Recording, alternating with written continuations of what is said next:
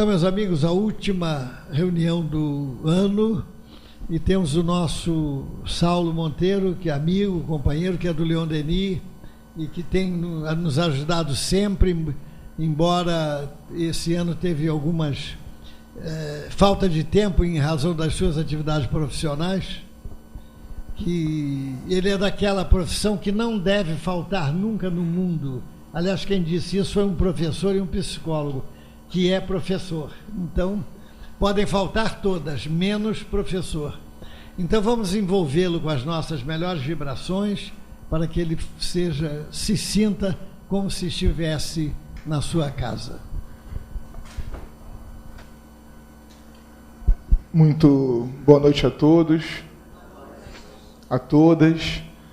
Que as nossas primeiras palavras sejam sempre de profunda gratidão a Deus, que tem nos oferecido nessa oportunidade encarnatória essa chance de sermos espíritas. Quase sempre nós entendemos, num primeiro momento, no contato inicial com a doutrina espírita, que o maior benefício, a maior função da doutrina dos espíritos em nossas vidas é o do conhecimento. Afinal, entendemos hoje de modo tão renovado, tão sem véus, através de conceitos como a reencarnação, a imortalidade da alma antes deste. Entendemos hoje as coisas e as leis de forma tão mais profunda, que num primeiro momento, e às vezes por longos anos, temos a certeza de que o principal elemento, a principal função da doutrina para nós é a de nos ensinar, é a de nos revelar novos conhecimentos com os quais enxergamos a vida tão melhor. No entanto, o Espírito São Luís, aquele que supervisionou, aliás, avaliou o trabalho de Allan Kardec, discorda dessa nossa visão inicial em O Livro dos Médiuns, no capítulo das dissertações espíritas, na 17ª dissertação. Ele nos diz que há uma função exclusiva da doutrina espírita para nós. Há uma função exclusiva, um objetivo só do espiritismo em nossas vidas. E por isso começávamos agradecendo a Deus pela oportunidade de sermos espíritas, porque segundo São Luís, essa função única, interessante notar que a palavra exclusiva não nos dá margem para interpretar que hajam vários objetivos de estarmos aqui hoje, por exemplo. Há um único objetivo, que segundo ele é o da transformação moral. De modo que sabermos espiritismo, o que é bastante importante e central numa casa espírita como essa, séria, organizada, que nos oferece estudos e estudos e estudos, saber espiritismo não é a principal função. Talvez seja o primeiro passo, porque sem entender melhor as coisas e as leis, repetimos, fica também mais lento e difícil, às vezes, o progresso moral. Porque se eu não sei quem sou, se eu não sei de onde vim, se não conheço o meu destino, como espírito imortal que hoje estou entendendo que sou, fica um pouco mais complicado o caminho aqui pela Terra, pelas múltiplas encarnações que temos. Quantos irmãos nossos, entendendo que há uma única vida, vivem o hoje como se ele fosse se esgotar a qualquer momento, aproveitando as coisas materiais até o último nível e às vezes se viciando excessivamente delas, o que não é muito diferente de nós, porque do ponto de vista moral estamos mais ou menos no mesmo barco, mas temos uma consciência da imortalidade, por exemplo, que diferencia-nos, ou que deveria diferenciar-nos em termos de comportamento no dia a dia. E por isso que nessa época, durante todo o ano, é tão necessário falar de Jesus.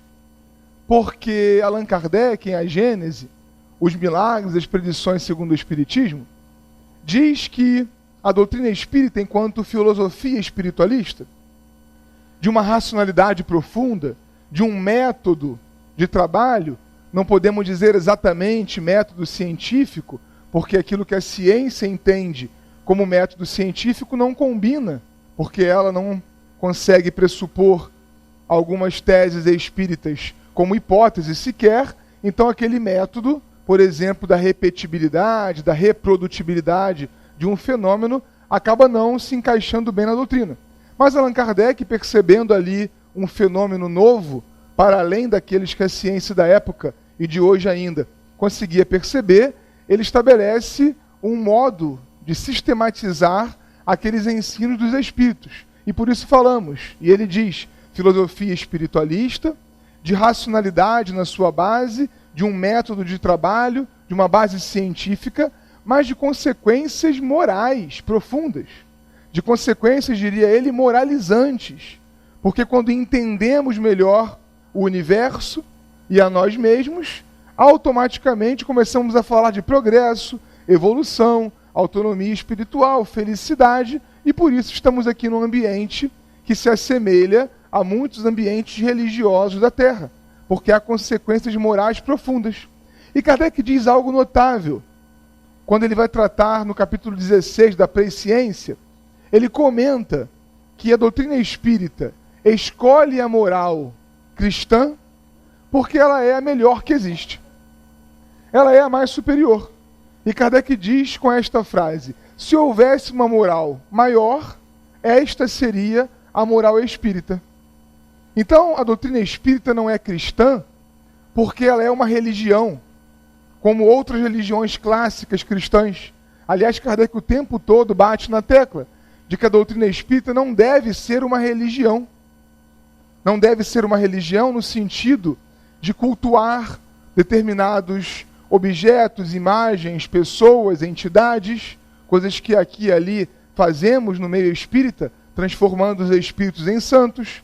Não devemos entender a doutrina espírita como religião no sentido de uma resposta miraculosa, de algo pronto e acabado, que se eu fizer, eu ganho o céu. Não há isso em espiritismo. Mas não podemos negar que ao sabermos de imortalidade da alma, de reencarnação, de Deus, de pluralidade dos mundos, consequências moralizantes surgem, transbordam da codificação kardeciana. E por isso nós estamos a tratar de Jesus. Porque ela é a moral mais superior que se apresentou à Terra. E pela revelação espírita é assim, porque Jesus é o espírito mais superior que esteve junto a nós, neste planeta. E nós queríamos tratar um pouco hoje da superioridade de Jesus. Porque ela é tão grande, mas tão grande, que nós confundimos. E é compreensível a confusão. Durante alguns séculos, ou preferimos entender assim, para que nos mantivéssemos na zona de conforto, e vamos tratar disso também, confundimos Jesus com Deus. E dizemos, desde a Trindade da Igreja Católica Romana, que nós respeitamos enquanto crença, porque alguns podem pensar assim, e se pensam assim, e se esse raciocínio serve para o seu entendimento teológico ou filosófico, está muito bem. Nós não estamos aqui para tratar doutrina espírita como superior a nenhum outro credo.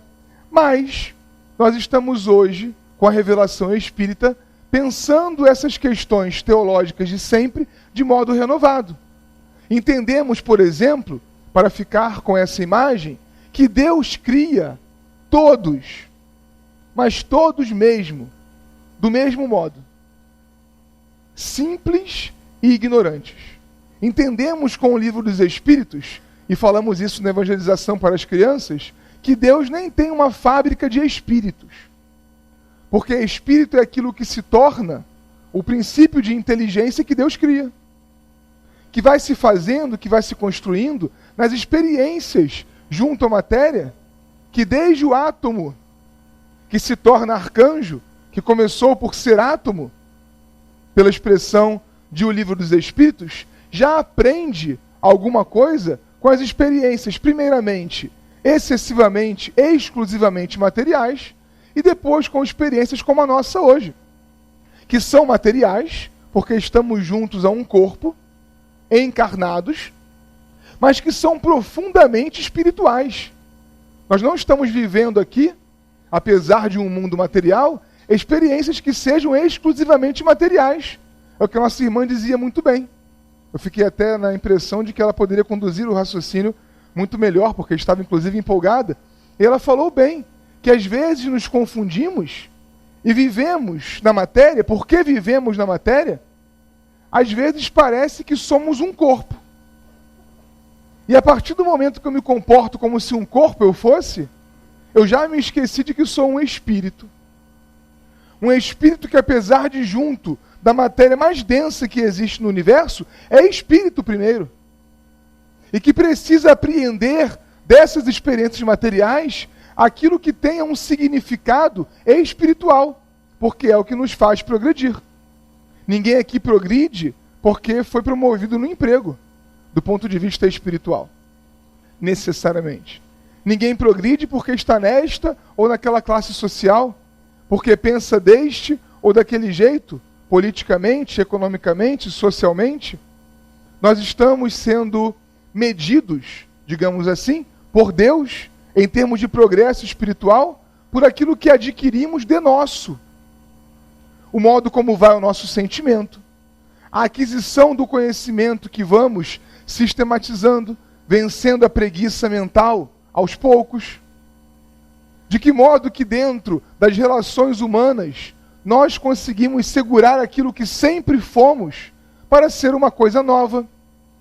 Como aquela imagem do Evangelho segundo o Espiritismo, quando estuda a cólera, numa comunicação belíssima do mundo espiritual, Kardec diz, cada vez que dentro de uma relação nós temos a oportunidade de nos encolerizar, mas conseguimos calar, nós podemos, com muita alegria, dizer para nós mesmos, hoje eu fui o mais forte, porque consegui controlar aquilo que eu sempre fui, aquilo que eu vinha sendo.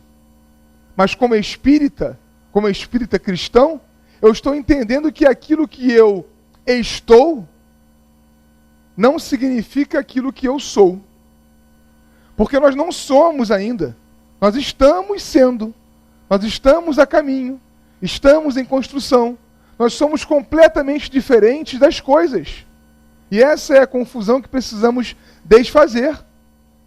E somos cristãos talvez para isso, num primeiro momento, levando aí essa reflexão até que se torne comportamento algumas encarnações. Porque um sapato, uma casa, um carro, uma roupa, nascem prontas e vão se acabando, vão se destruindo.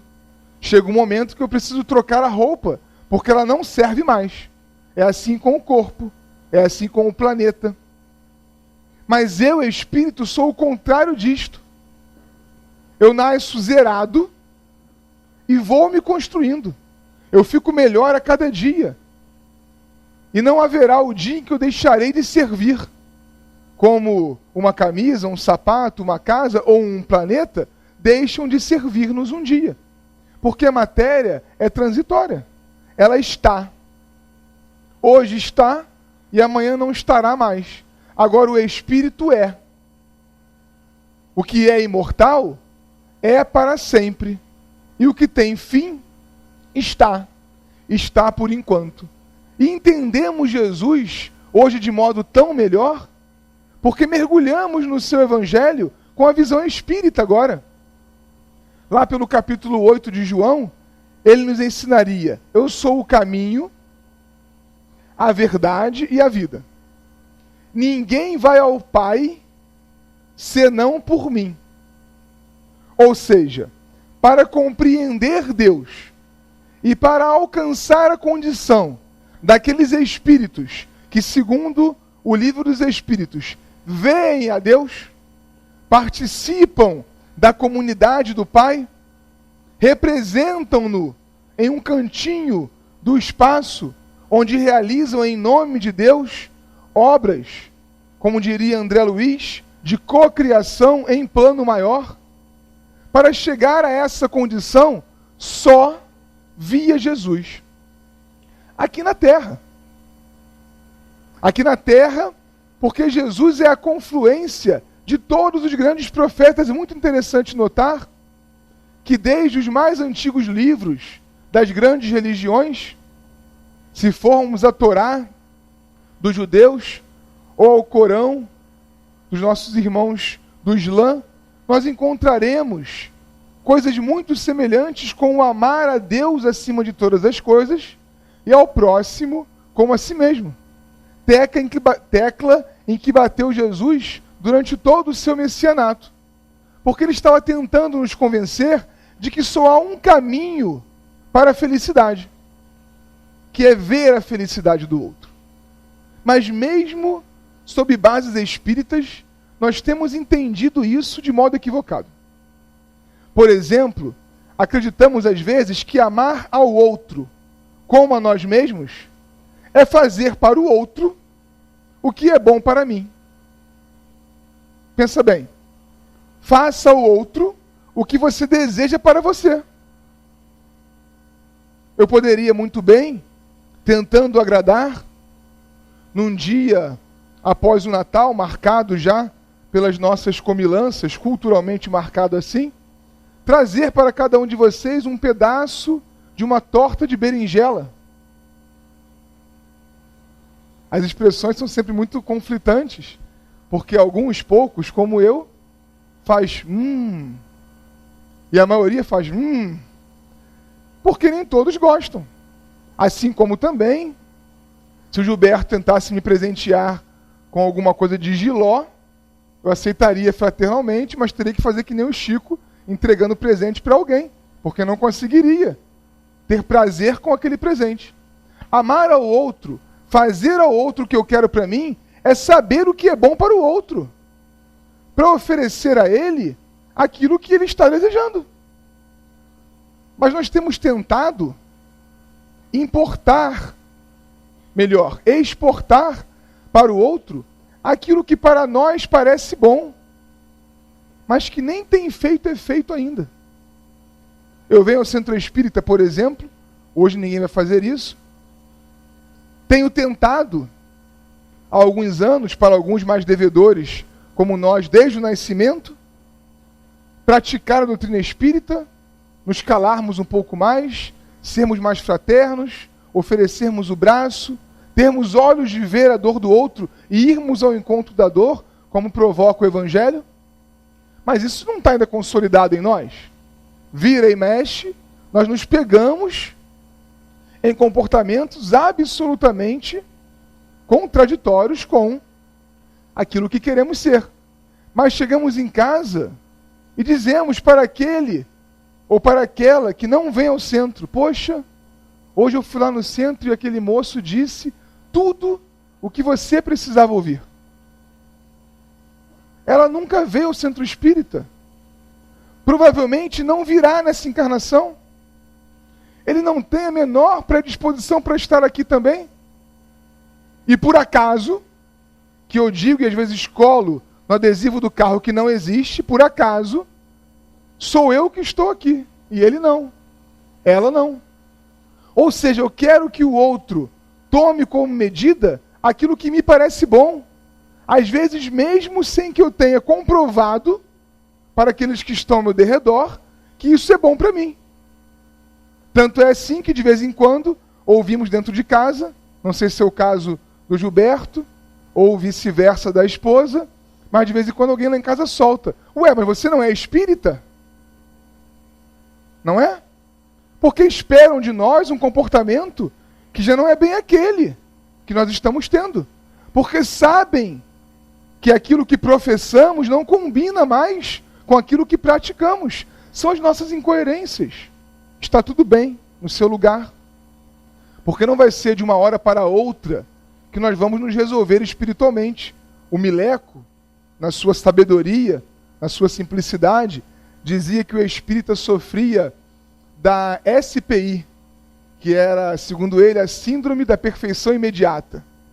Às vezes nós queremos ficar bons de uma hora para outra e nos apressamos, nos atrapalhamos.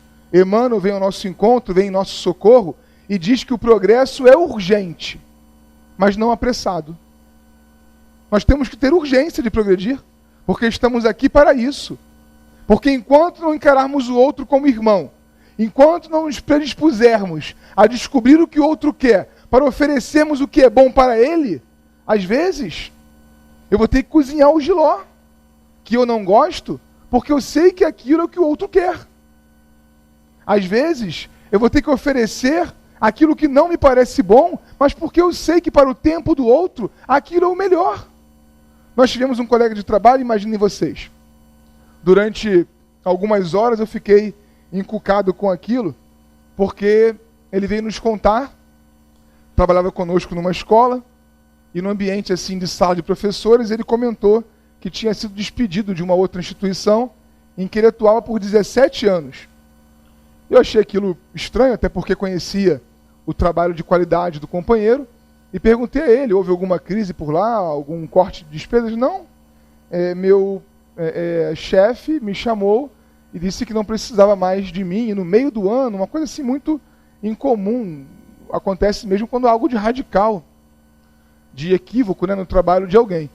Eu perguntei, mas não aconteceu nada diferente? E aí aquele momento inicial da conversa parou, eu confesso que eu fiquei agoniado com aquilo, e pior foi porque na saída, naquele mesmo dia, ele disse que desconfiava que o chefe não tinha gostado de um presente que ele deu, e que tinha sido no dia anterior. Muita coincidência, Sal. Eu dei o presente para ele na segunda-feira, na terça ele me demitiu, ele só pode ter ficado chateado comigo. Mas eu falei, poxa, mas que presente é esse, né? O que pode ter sido? Piorou muito a minha cabeça porque ele disse que deu um livro de Leon Denis para o chefe.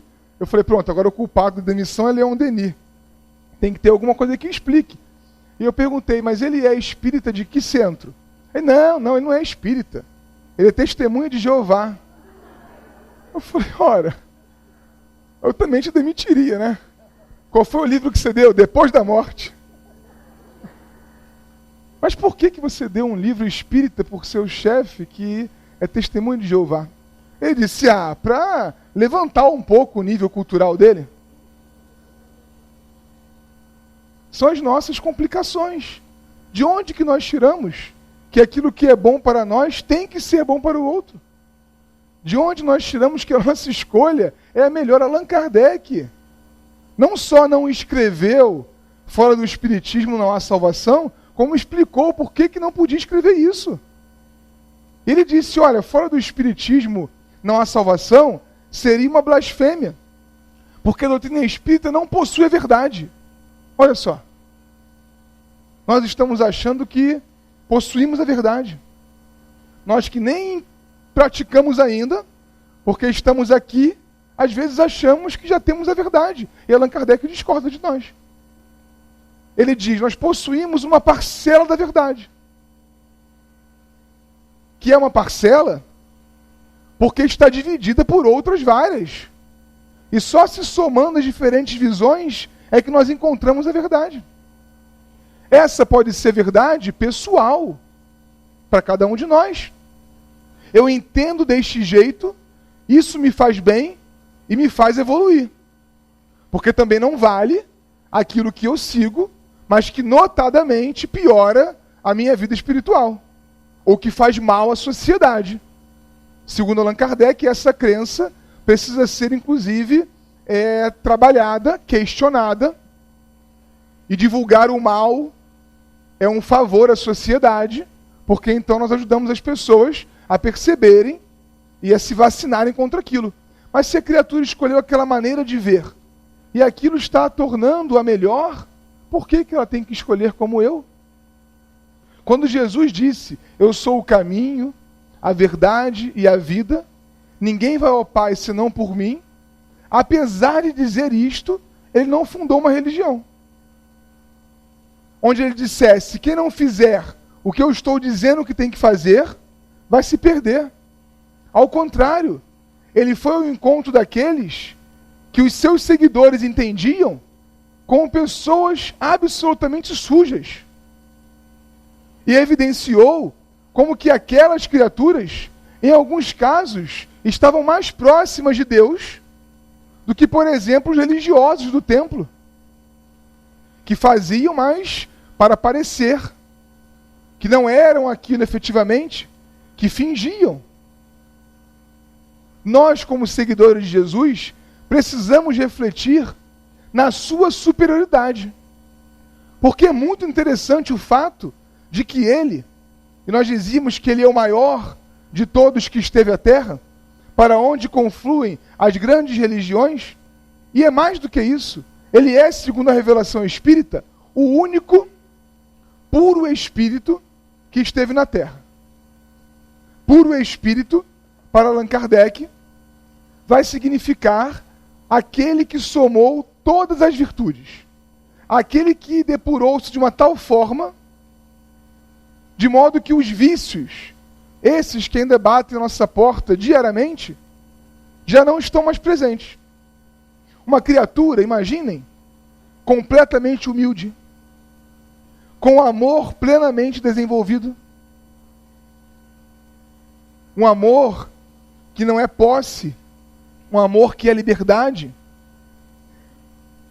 com um sentimento de autonomia e que proporciona àqueles que convivem consigo autonomia também, plenos, com misericórdia, com perdão, com tudo que nós conhecemos como virtudes plenamente desenvolvidas. E assim ele já era, segundo as revelações de Emmanuel, lá em A Caminho da Luz, desde a criação do planeta, há 4 bilhões e meio de anos atrás. Desde o momento em que recebeu pela imagem de Emmanuel uma massa ígnea e dali, como co-criador, como ajudante de Deus, estabeleceu as bases físicas, químicas, geológicas da vida na Terra. Desde aquela época, ele já era puro espírito. E essa criatura se corporifica entre nós para mostrar como que é possível, aqui na Terra, vencer as circunstâncias dolorosas.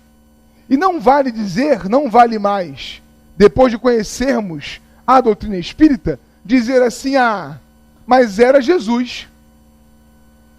Porque quando nós falamos assim, nós estamos de novo, com outras palavras mais sutis, transformando Jesus em Deus.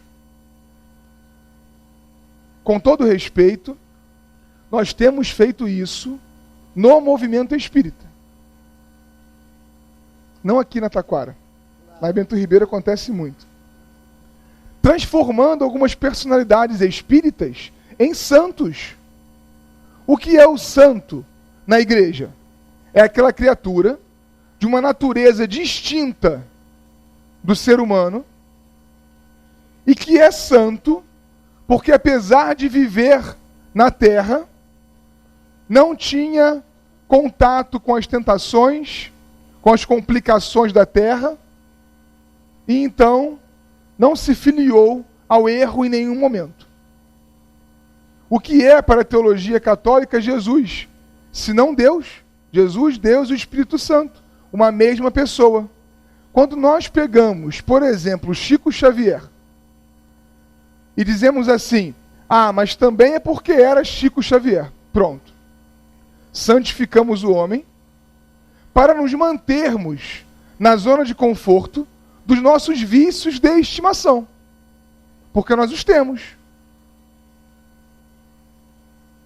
Há aquelas relações em nossas vidas que nós não fazemos nada para melhorar.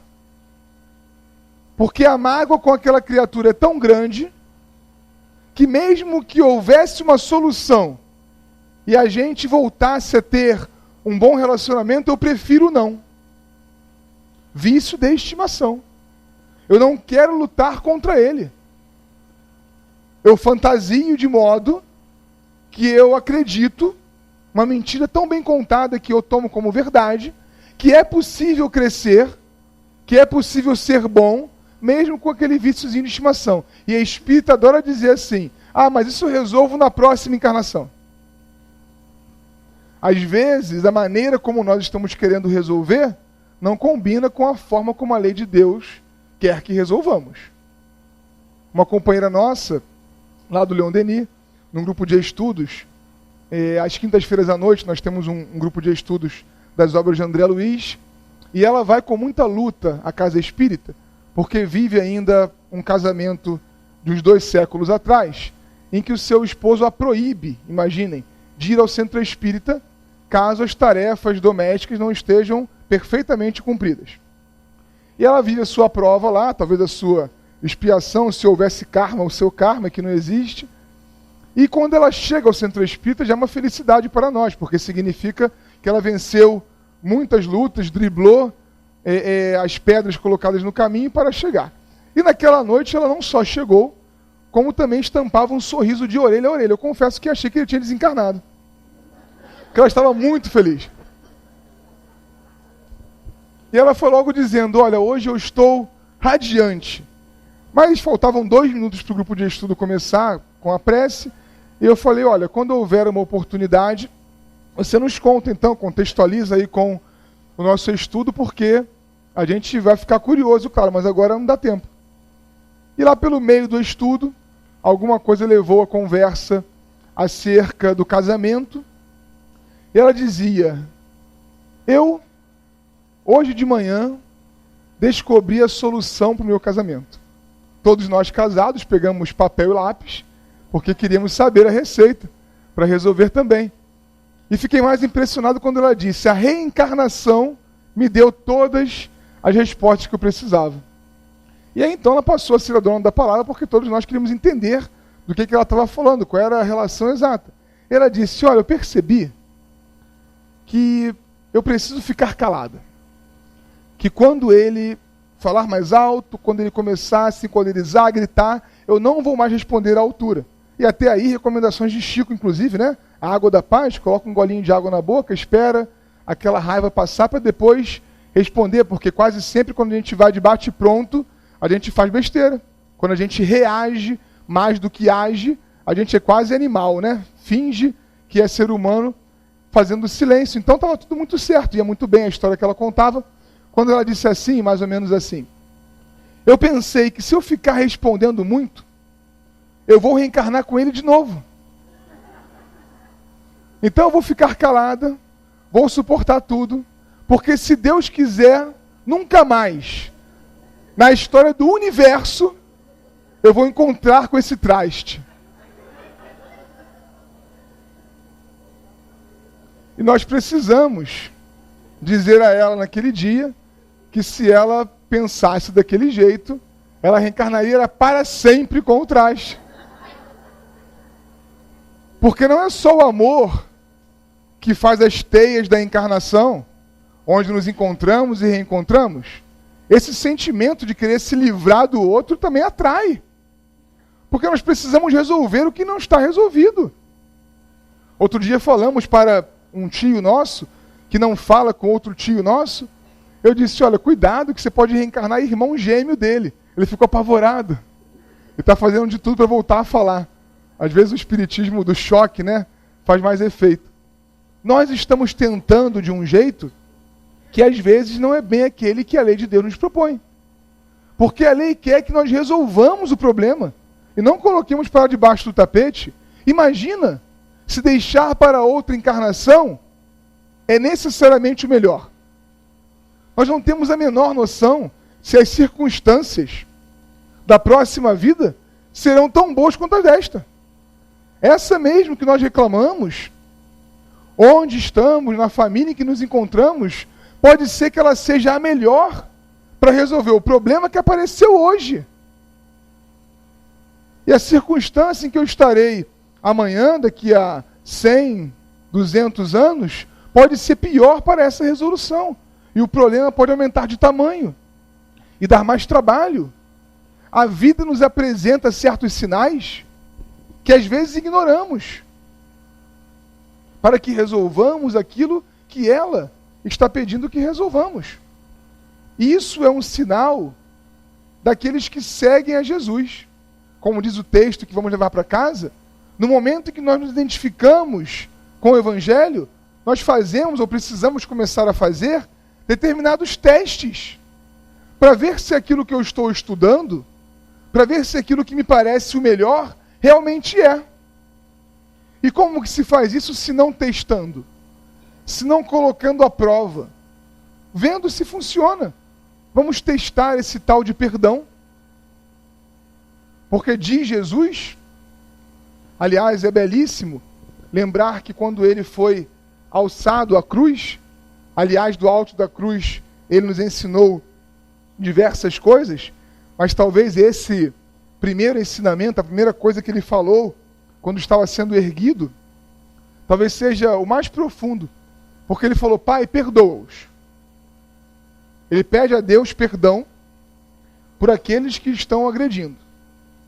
Só até aí já há muita superioridade, porque para nós, na condição em que estamos, viver uma dor daquela é incompatível com querer o bem daquele que está realizando a dor.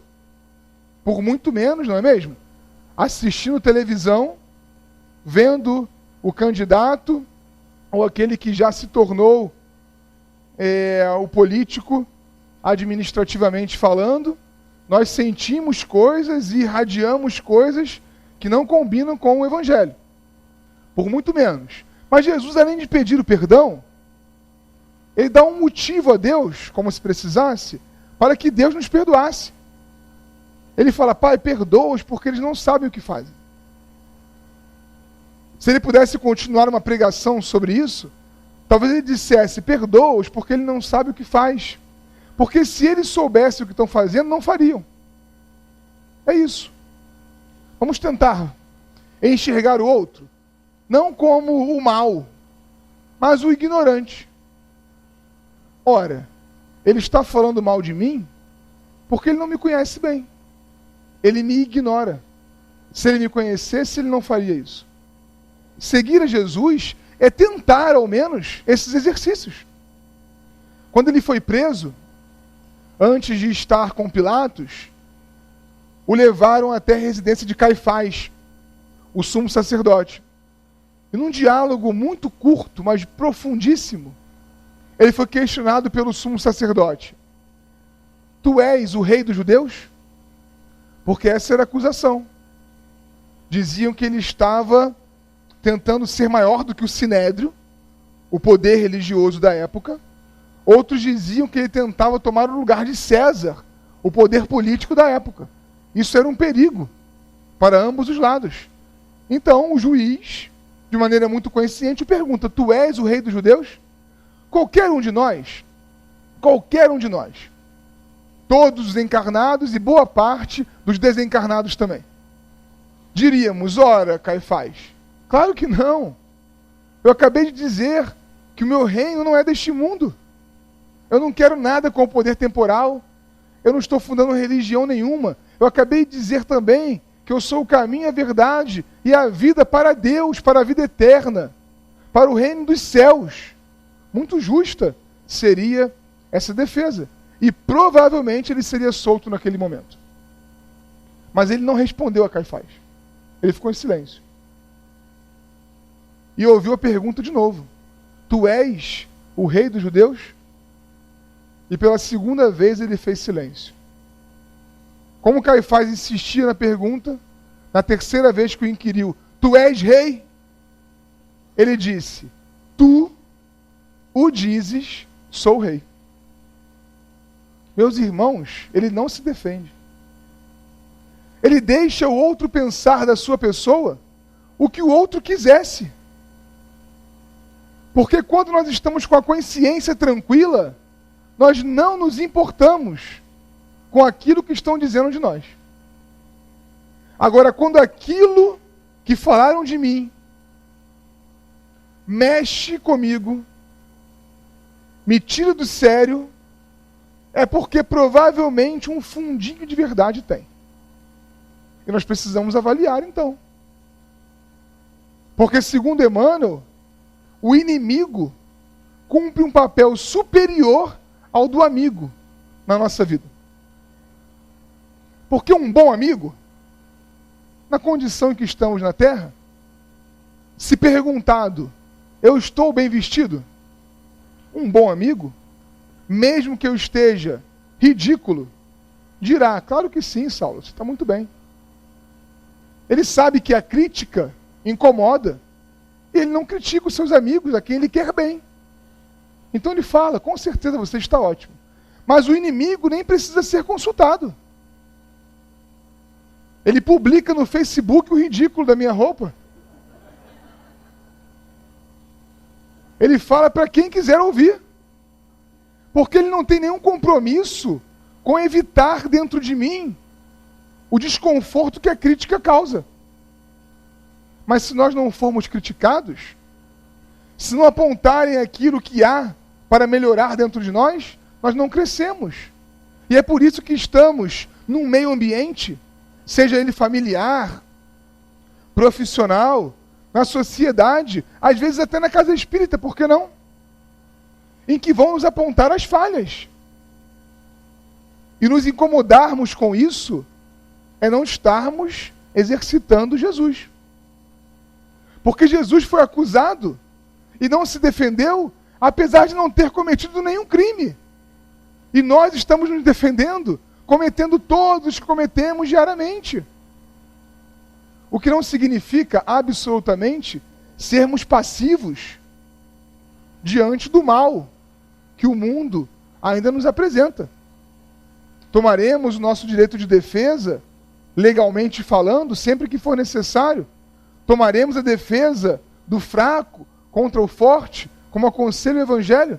Mas quando a questão for o nosso interesse pessoal, quando exclusivamente a nossa pessoa for atacada moralmente, haverá um ótimo exercício de humildade.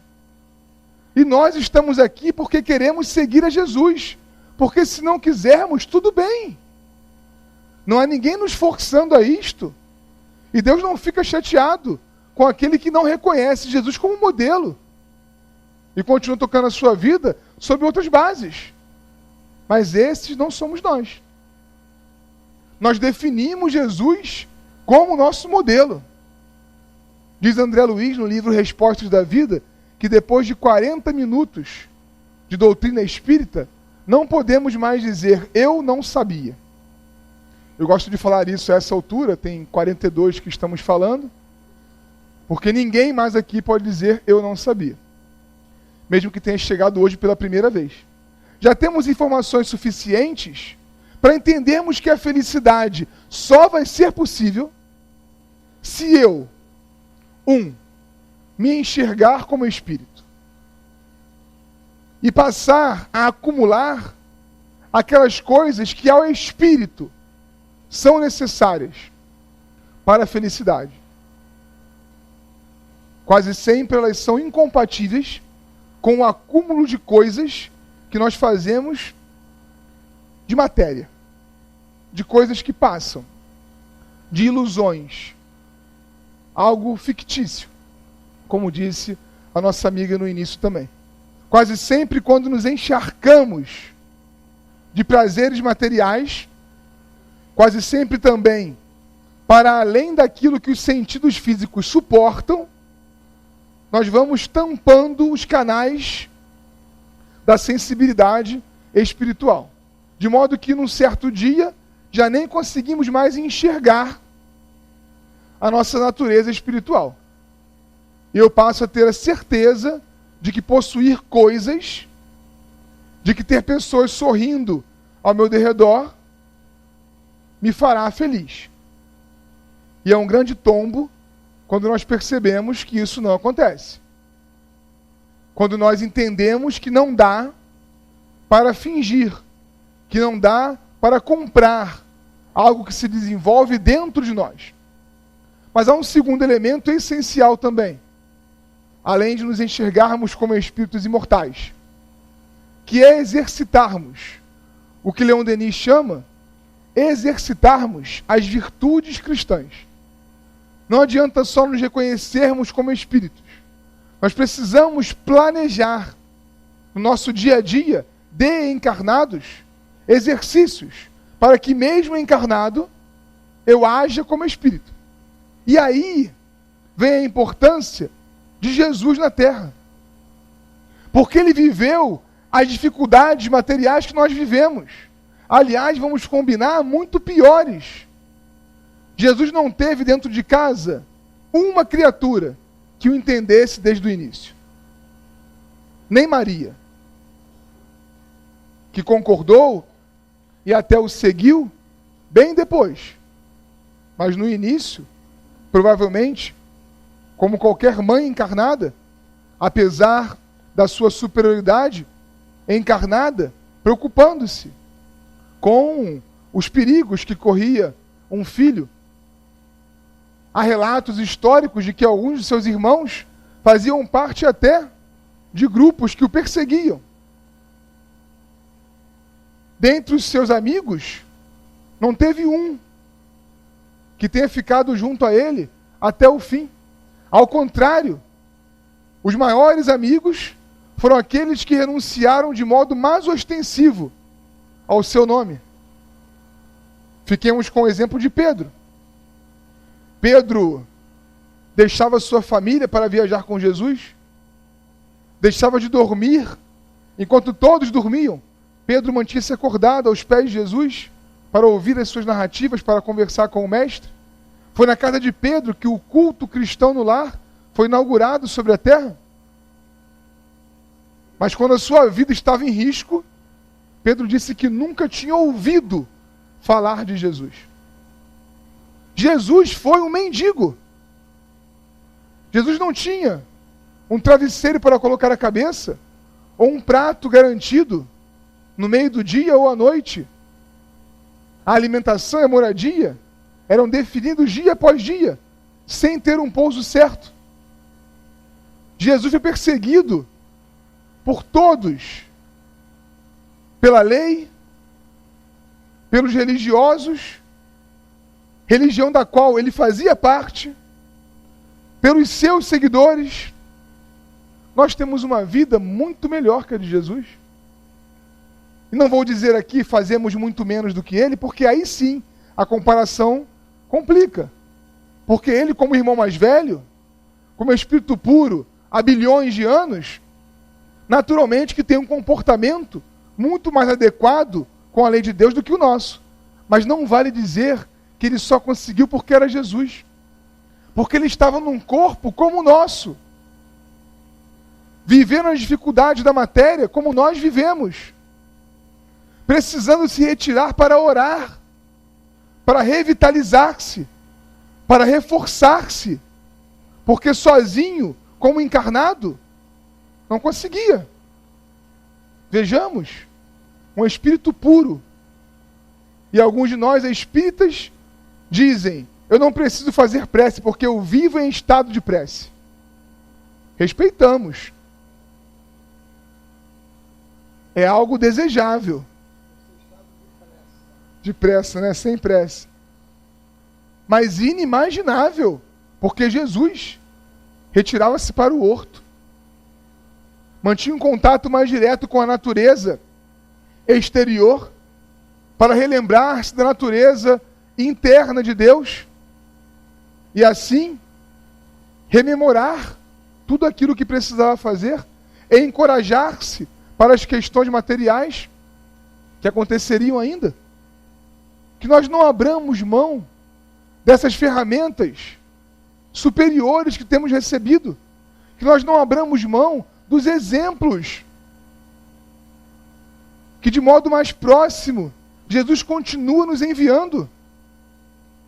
Chico estava um dia em Uberaba, atendendo até alta madrugada aquelas filas de pessoas que não acabavam. Há narrativas que dizem que às vezes Chico ficava 36, 40 horas atendendo, sem dormir. E aí sempre vem aquele para dizer: ah, mas era Chico. Era Chico ali no café, mantendo-se acordado, no esforço, porque a caridade ressoava dele. Nada de miraculoso, um corpo físico como o nosso, aliás, muito pior do que o nosso também. E um dia chegou um repórter junto a Chico e perguntou: Chico Xavier, você é feliz? E ele disse: plenamente feliz. Até que hora que dá? 10h30. E ele disse: plenamente feliz. Quando eu li isso, em Lindos Casos de Chico Xavier, confesso que fechei o livro e falei: Chico escorregou agora. Porque plenamente feliz na Terra, desde o Eclesiastes, Já entendemos que a felicidade não é deste mundo. Como que ele pode ser plenamente feliz neste mundo? Alguns anos depois voltei a abrir o livro e, abrindo mão da minha prepotência, voltei àquela entrevista e entendi o ponto exato em que Chico foi. Ele disse: eu aprendi a viver com tão pouco que parece que eu não estou mais neste mundo. A felicidade não é possível mesmo neste mundo, se nós ficarmos plenamente identificados com Ele. Mas se eu me proponho as diretrizes cristãs, que quase sempre descoincidem, não combinam com as diretrizes de um mundo material e materialista ainda, eu vivo um plano superior de coisas em que a felicidade é possível. Logo depois desse repórter, um grupo de pessoas de um outro estado chegou junto ao Chico para tornar a narrativa perfeita, dizendo que eles avaliaram, pelas imagens do pinga-fogo, que Chico andava maltrapilho. Imaginem, alguém chegar na sua casa, sentar à sua frente, na sua mesa, e dizer: Chico, você anda muito mal vestido. Nós fizemos aqui um rateio e te trouxemos um presente. Não é tudo o que você merece, mas é o que nós conseguimos. 5 ternos. Chico recebeu, sorriu, na sua humildade, agradeceu, mas disse um mais. E aqueles companheiros ficaram logo ressabiados, porque Chico tinha a fama de repassar os presentes, né? Entendendo muito bem que a mediunidade é gratuita de Deus para nós e por isso deve ser dado gratuitamente. Imagine, alguém vinha pagar com um relógio de ouro, uma carta consoladora, ele esperava aquela criatura dobrar a esquina e entregava o relógio de ouro à próxima pessoa da fila. E entenderam que ele ia fazer isso com os ternos também. Mas ele falou: não. Adivinhando o pensamento daquelas criaturas, ele falou: não. O presente é muito bom na qualidade. Eu aceito. Mas há aí um problema de quantidade. Eles se prepararam para ouvir algo que não lhes agradaria, mas já não fizeram nenhum tipo de espanto. Como assim, Chico? Ele é ruim na quantidade? É porque aqui em Uberaba é muito quente. Digno também dos espíritos que já se entenderam como espíritos. Aquela desculpa plausível que ensina o Evangelho para mostrar que é possível viver diferente. Aqui em Uberaba é muito quente. Se ele dissesse do Rio de Janeiro, né? Ele falaria que é impossível de quente. Não há a menor possibilidade de um terno no varal não secar de um dia para o outro. Então eu não preciso de 5 ternos. Eu preciso de 2. Um no corpo e um na corda. Quando aquele secar, eu visto e lavo este. Os outros 3 eu aceito também. Mas eu vou vender e comprar pão. Porque pão para o pobre é muito mais urgente do que terno para o Chico. Eu aprendi a viver com pouco. Então parece que eu não estou mais neste mundo. Que nós vivamos em nosso meio familiar tudo aquilo que precisamos viver. Somos homens e mulheres no mundo. Talvez por circunstâncias sociais não possamos seguir o exemplo de Chico matematicamente falando, tendo 2 mudas de roupa somente. Mas reflitamos. Se nós precisamos de tanta coisa material para vivermos. Se não estamos deixando os nossos sentidos espirituais abafados pelo uso excessivo dos sentidos físicos, desses que às vezes nos enganam. Porque se eu me deixo levar exclusivamente pelo paladar e não me lembro de que eu só como para me manter vivo, eu perco saúde. Se eu utilizo do sexo para além das trocas energéticas do amor, eu me vicio e me frustro. Se eu amo um amor tão grande que o outro tem que ficar perto de mim o dia inteiro, se possível, eu preparo o terreno para a infelicidade. Porque não há ninguém que tenha sido feito para ficar enlaçado para sempre a outro alguém. Temos destinos absolutamente próprios, que nós possamos avaliar nas pequenas coisas da nossa vida, se nós temos feito o suficiente, o mínimo, para sermos Jesus. Porque esse é o nosso destino. Um dia seremos Cristos. Um dia teremos uma galáxia para cuidar. Um dia seremos puros, a ponto de podermos ensinar ao outro como conquistar virtudes, como Jesus veio nos ensinar. E esse dia só vai chegar se nós começarmos por hoje. Ele nunca vai chegar se nós deixarmos para a próxima encarnação. Não é para isso que a doutrina espírita nos foi apresentada. Também não é para termos pressa, mas foi para que nós planejemos a única finalidade para a qual ela apareceu em nossas vidas: a transformação moral. E precisamos nos transformar desde hoje. Não será completamente hoje, mas desde hoje. A partir do momento que definimos para nós metas. Aproveitemos, quem sabe, o ano novo, um novo ciclo, absolutamente humano, material, porque nem há o tempo, conforme nós medimos, na lei de Deus. Mas para nós, criaturas encarnadas, essas marcações de tempo e espaço são tão importantes. Aproveitemos então para planejar os nossos próximos 60 dias, os nossos próximos 6 meses, o nosso próximo ano, estabelecendo metas morais, conquistáveis, porque há muito para fazer, mas há muitas coisas das quais nós estamos próximos e não conquistamos ainda, como diz o Livro dos Espíritos, porque nos falta o esforço, porque nos falta, às vezes, pequenos esforços para deixarmos de lado um comportamento que é aquele que sempre tivemos, em prol de um que desejamos ter, que assumimos porque estamos aqui hoje, que queremos ter, que é seguir ao Cristo Jesus, mas que façamos um pouco mais do que querer, que planejemos o como, que avaliemos o onde, o de que forma, para que no nosso dia a dia, de segunda a sexta, mas também no sábado e no domingo, essas metas sejam alcançáveis e nós possamos com urgência encontrar a felicidade.